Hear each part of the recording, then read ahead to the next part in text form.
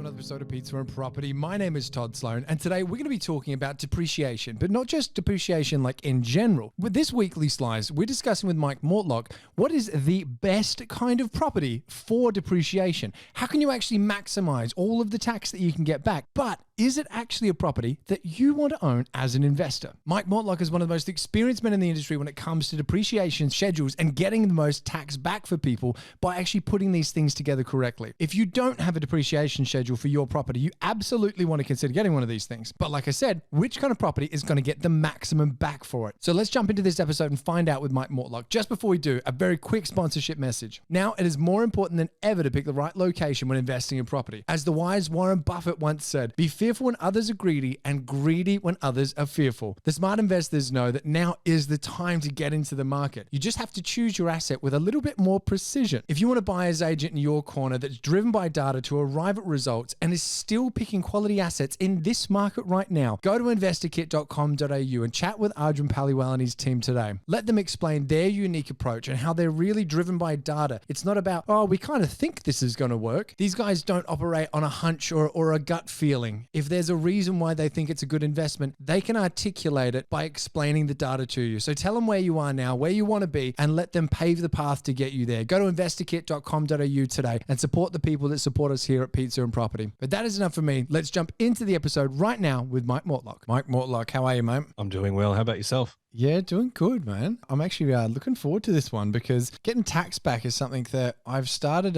paying more and more attention to as the years have gone on. I used to be like horrid with this one. And I'm thinking if there's something that I can be doing with my own portfolio to put my selfish hat on getting a bit more of a refund, I'm super keen to kind of hear what properties are doing better, if it all sort of applies here. So do you mind if I jump straight into the questions with you? Let's go for it. Easy. So everyone loves getting their tax back at the end of the financial year, but helping people out with that is a huge part of your job. It's basically like, would you say majority of what you're doing? Yeah, pretty much. Pretty much? Okay. So when it comes to getting the best returns then for your clients, what kind of property is actually going to provide that? Yeah, it sort of pains me to say this, but we'll circle back to the reasons why. But the question is, which property should you buy for the best depreciation deductions? It's going to be an apartment rather than a house because the construction cost per square meter is most important. And we want as much construction as a proponent of that purchase price as possible. So if you're buying a house, you get a lot of land in that. If you're buying a unit, you don't. It's mostly construction. Then what we want is a high-rise apartment because of the extensive common areas that you'll have a shared ownership structure over. So let's say we might do 500 units in a block over, say, 35 levels with a couple of swimming pools, indoor, outdoor, a gym, a cinema,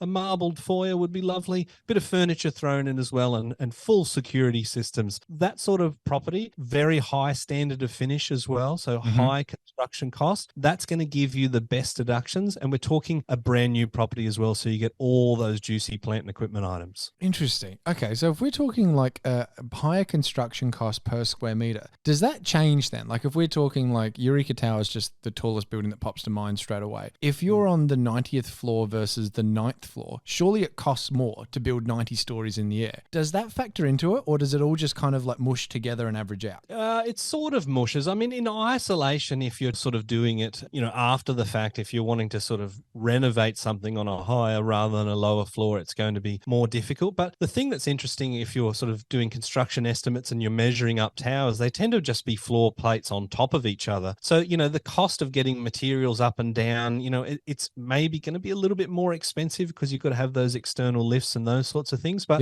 the construction cost across the tower is going to be fairly similar. Okay. Well, can you walk everyone through then really the details as to why these give such good refunds? Yeah. So from a depreciation point of view, you've got your plant and equipment items, and then you've got the rest, which is the structure, right? Now, you can only claim plant and equipment items if you either buy new or you install new in an older property. So buying new is great because you're getting 100% of the value, i.e. it's undeducted. So whatever it's costing, you being able to claim that straight away. And when you're looking at the building structure of it, you want to get as high a value of building as you can, because the depreciation claim on the structure is 2.5% of the cost. So if it's $1 million build, it's going to be better than a $900,000 build, for example. So that's why the construction cost matters. The plant and equipment, obviously the high standard finish is the higher cost of those assets. And let's say carpet depreciating at 25%, it's better if you have 50 grand of carpet rather than $5,000 of carpet. And then the common areas as well. So if you own a unit in a strata complex, let's say there's 400 units in there, you'll roughly own 1/400th of all of those common area assets. I've seen some residential towers that have 6 lifts in them, and they can be $1 million each. So you actually will be owning a portion of that. And even the lift can give you a couple of $100 a year worth of deductions, and maybe even thousands. All right. So I, at the very start, was like, okay, cool. This is going to be awesome. Tax breaks. It'll be good. Now I'm thinking this does not apply to my strategy at all. And I'm sure there's a lot of more advanced listeners that have been listening to this going, why are they talking about like off the plan and apartments and towers? That is not normally the flavor of Pizza and Property, which is absolutely correct. But for a few of our newer listeners listening right now, would you mind opening up a little bit in your own words as to why, as much as this might be amazing for the tax saving side of things, maybe isn't really the best investment choice? Or in your own words. I get it. Part of me wants to just kind of switch off and join the comments of that Todd Sloan fella's sold out. He's flogging off the planned apartments. I'm really not. The reason why I think this is an important issue for me is that people will regularly ask me, what should I buy for the best depreciation deductions? And what I like to try and do is shock them. And I think that the investment that I just described is quite shocking to people, right? Because history has proven that it is not a performer. I saw an article the other day saying, here are the locations where you can buy apartments in Sydney for the same cost as they were in 2016. Now, if you were one of those investors buying that in 2016, that's a horrifying situation. So I think the most important takeaway here is that depreciation is a bonus. It's never a strategy. So if you're wanting to grow a portfolio, you shouldn't be zeroing in on the deductions. If you really just want to go and do the deductions, you'll buy something like I described, but I would have to say you'd have rocks in your head. Okay, I like that. It's a bonus, not a strategy. So if there's things that you can be doing as an investor to maximize it and still get the most that you can, great. That's a wonderful thing to be doing. But to buy just for that, I suppose it would be the same as just buying just because it's negatively geared. It's a bonus, not a strategy. Yeah, I like to say it's like trying to win The Biggest Loser, that weight loss show on TV. Yeah. Another one. Here's where we get controversial. But your strategy is, I'm going to go in, I'm not going to exercise, but I'm going to cut all my arms and legs off. You could technically win it that way, but are you really happy? Was it your goal? Is this going to stay in? Yeah, I love that. Mike, that is probably the best ending we've ever had to one of our episodes.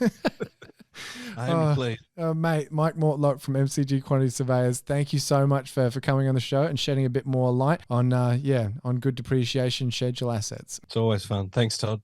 Like, if I'm really honest about it, I kind of knew that was coming, not only because Mike and I had a rough discussion about all this beforehand, but like, it does make sense.